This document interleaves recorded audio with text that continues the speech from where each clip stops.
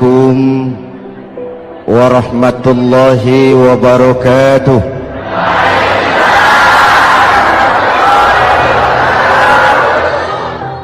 Alhamdulillah wassalatu wassalamu ala Rasulillah Sayyidina Muhammad ibn Abdullah wa ala alihi wa sahbihi wa mawala, amma ba'du. Saudara-saudara kaum muslimin di seluruh tanah air, Nabi Nuh diberi umur 950 tahun, berdakwah sepanjang hidup. 800 tahun beliau dakwah, dapat pengikut tidak lebih 80 orang, rata-rata 10 tahun satu. Yang dihadapi ini umat yang kurang ajar, bandel, bajingan, tengik. Kalau diceramahi, telinganya ditutup dengan tangannya. Ini saking kurang ajarnya ini umat. Diberikan dakwah, telinganya ditutup dengan tangan. Nabi Nuh ketika di puncak kesabarannya munajat, ya Rabb, bagaimana Nuh? Siang malam saya berdakwah kepada umat ini, saya sampaikan risalahmu, saya canangkan seruanmu, saya sampaikan ajaranmu. Inni da'autu qaumi lailan wa nahara, siang malam saya berdakwah kepada umat. Wa inni kullama da'autuhum ja'alu asabi'ahum fi adhanihim, tiap kali saya sampaikan dakwah kepada mereka, mereka tutup telinganya dengan tangannya. Saya tidak sanggup menghadapi umat seperti ini, ya Allah. Habis mau kamu bagaimana, Nuh? Sikat saja sudah semua ini, bikin mati saja. Nanti kalau punya anak, anaknya kafir lagi. Lebih baik bapak moyangnya, mbah-mbahnya sikat semua. Rabbi la tazar 'alal ardi minal kafirina dayyara, jangan disisakan orang kafir, habisin semua. Itu mau kamu? Iya. Buat kapal Nuh, nanti aku turunkan banjir. Dengan apa saya membuat kapal, ya Rabb? Pakai kayu, Nuh. Kayunya dari mana, ya Rabb? Dari pohon tentu. Pohonnya belum ada, ya Rabb. Tanam dulu, Nuh.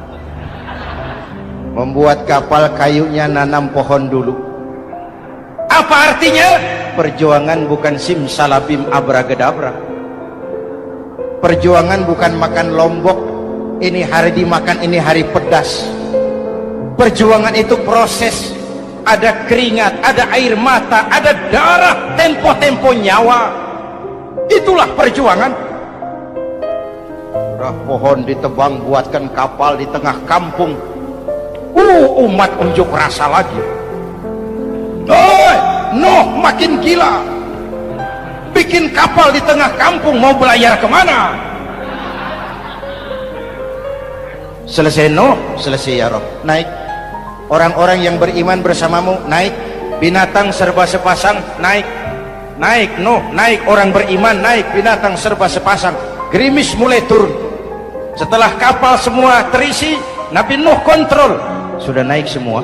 Sudah. Nuh, Mas Bejo ada? Ada. Bawa painem, naik sudah, masuk. Oke.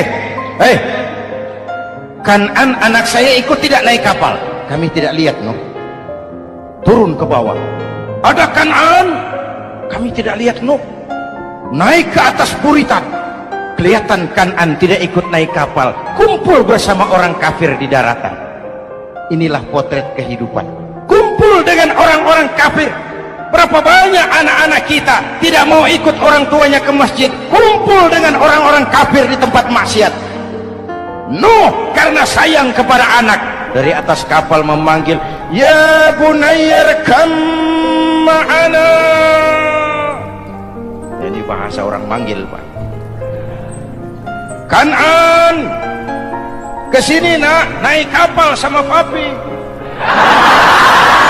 Ini terjemahan bebas. Jawab Kan'an di bawah, tidak mau Pak, saya di sini saja.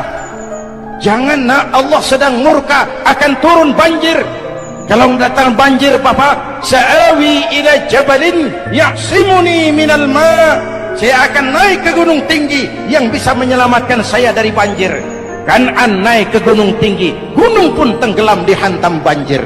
Dalam puncak kepedihan, Nabi Nuh akhirnya sadar, ya Allah, kalau orang kafir tenggelam memang saya yang minta, tapi Kan'an kan anak saya. Nuh, anggap Kan'an bukan anakmu. Wa innahu amalun ghairu salih. Nuh sadar, akhirnya bilang, ana urid wa anta turid wallahu fa'alun lima yurid. Aku punya kemauan, kau Kan'an punya kemauan, Allah juga punya kemauan. Kemauan Allah lah yang akhirnya jadi kenyataan. Nah, sekarang juga kita ngadepi musim banjir. Bukan banjir air saja, banjir peradaban-peradaban yang masuk ke negeri kita. Banjir maksiat, banjir munkarot. Kalau kita sudah ke masjid, kita sudah naik kapal, tolong kontrol anak-anak kita, tolong kontrol tetangga kita. Ayo naik kapal, banjir.